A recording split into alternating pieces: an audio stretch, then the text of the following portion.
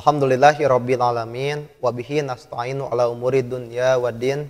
Asyhadu an la ilaha illallah al-malikul haqqul mubin wa asyhadu anna Muhammadan abduhu wa rasuluh min akhiril anbiya'i wal mursalin. Alhamdulillah, puji serta syukur mari kita panjatkan kepada Allah Subhanahu wa taala atas kudrah dan inayah kita masih bisa diberikan kesempatan, terutama pada kesempatan sekarang saya akan menjelaskan bagaimana konsep pendidikan yang dilakukan oleh Nabi Ibrahim alaihissalam kepada kita semua. Membaca problematika pada saat sekarang, bagaimana kemunduran akhlak atau kemunduran moral, krisis moral yang terjadi pada abad ke-20 ini terus melanda dari setiap penjuru. Baik itu sekarang melihat usia remaja, yang dimana pada usia tersebut orang-orang sering melakukan hal yang negatif.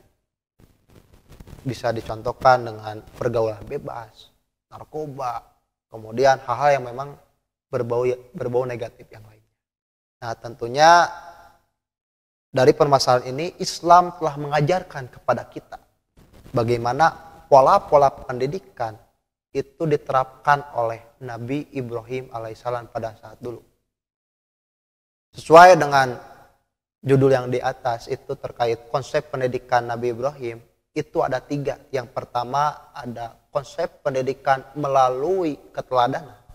Yang kedua ada konsep pendidikan melalui dialog. Dan yang ketiga ada konsep pendidikan melalui doa. Yang pertama konsep pendidikan melalui keteladanan.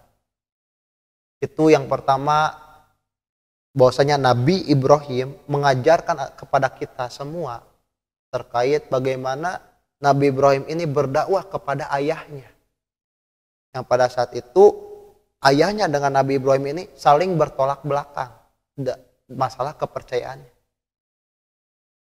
Nah, alhasil Nabi Ibrahim pun walaupun sekarang Nabi Ibrahim tidak sejalan dengan ayahnya, tapi tetap Nabi Ibrahim menjunjung tinggi nilai apa, yaitu nilai kesopanan, nilai sopan dan santunnya, walaupun berbeda dalam segi kepercayaan. Kemudian yang kedua, Nabi Ibrahim mengajarkan kita yaitu tentang kesabaran. Bagaimana Nabi Ibrahim mengajarkan pula kepada istrinya, yaitu Siti Hajar dan Siti Sarah. Bagaimana Siti Sarah yang pada saat itu belum bisa mempunyai keturunan, sehingga Siti Sarah ini mengajukan kepada Nabi Ibrahim supaya mencarikan istri yang baru. Nah, disinilah saking sabarnya Siti Sarah ini diajarkan oleh Nabi Ibrahim. Kemudian yang ketiga ini ada Nabi Ibrahim mengajarkan kepada anaknya itu membangun pola komunikasi yang baik. Bagaimana Nabi Ibrahim berdialog dengan Ismail pada saat itu diceritakan di dalam Al-Quran terkait penyembelihan Nabi Ismail. Nah, dari sinilah berangkat dari sifat keteladanan ini, tentunya ini menjadi modal penting bagi kita supaya bisa menjadi pendidik atau bisa menjadi seorang yang terdidik. Kemudian yang kedua itu ada konsep pendidikan melalui dialog. Yang pertama, ini ada konsep pendidikan melalui dialog terhadap diri sendiri. Bagaimana seorang tersebut bisa meyakinkan, atau Nabi Ibrahim pun meyakinkan terhadap dirinya, siapakah Tuhanku?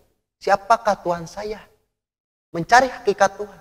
Nah, disinilah Nabi Ibrahim berdialektika dengan diri sendiri. Kemudian ada yang kedua, yaitu berdialog dengan orang lain. Nah, dicontohkan dalam hal ini, yang pada saat itu di dalam ceritanya, Nabi Ibrahim ini menghancurkan seluruh patung-patung yang ada, kecuali satu, yaitu patung yang sangat besar. Nah, dari sanalah Nabi Ibrahim langsung disidang oleh Raja Namrud. Raja Namrud pun bertanya kepada Nabi Ibrahim, siapakah yang menghancurkan patung-patung ini? Jawab Nabi Ibrahim, tanyakan saja kepada patung yang paling besar.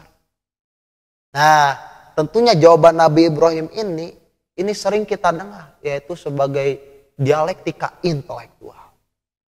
Nah, dari sinilah Nabi Ibrahim mengajarkan kepada kita bahwasanya kita berdialog dengan orang lain itu tanpa perlu harus menjatuhkan. Tapi kita berdialog dengan orang lain itu melalui kecerdasan kita, melalui kesopanan kita, melalui kerendahan hati kita. Seperti itu.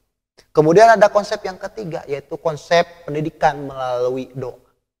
Bagaimana Nabi Ibrahim mengajarkan kepada kita itu melalui doa, doa, dan doa.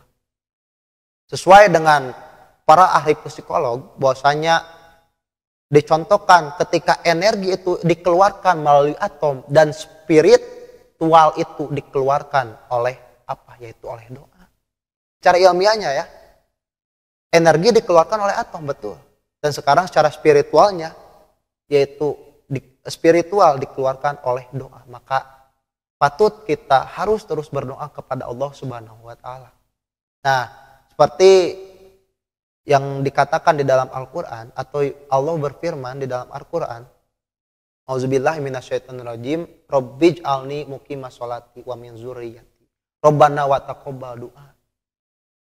Yang artinya, Rabbij'alni muqimas sholati, ya Allah, wahai Tuhanku, ij'alni, jadikanlah aku dan keturunanku muqimas sholati, yang mendirikan sholat. Rabbana wa taqabbal du'a, ya Tuhan kami, kabulkanlah doa kami. Nah, dari sinilah Nabi Ibrahim mencontohkan atau mengajarkan kepada kita pendidikan untuk terus berdoa. Kita mempunyai Allah Subhanahu wa Ta'ala, maka harusnya kita terus berkomunikasi di setiap waktu, baik itu pun waktu sholat ataupun waktu sehari-hari. Teman pemirsa Baitul. Mungkin dari ketiga konsep ini, yang pertama konsep pendidikan melalui keteladanan, yang kedua konsep pendidikan melalui dialog, yang ketiga konsep pendidikan melalui doa. Tentunya ini menjadi modal awal bagi kita semua untuk bisa menjadi manusia yang lebih baik. Akhirul kalam, mungkin cukup sekian yang bisa saya sampaikan. Mohon maaf bila ada kesalahan. Ditutup saya dengan doa, Robbana atina fid dunya hasanah wa fil akhirati hasanah wa qina azabannar.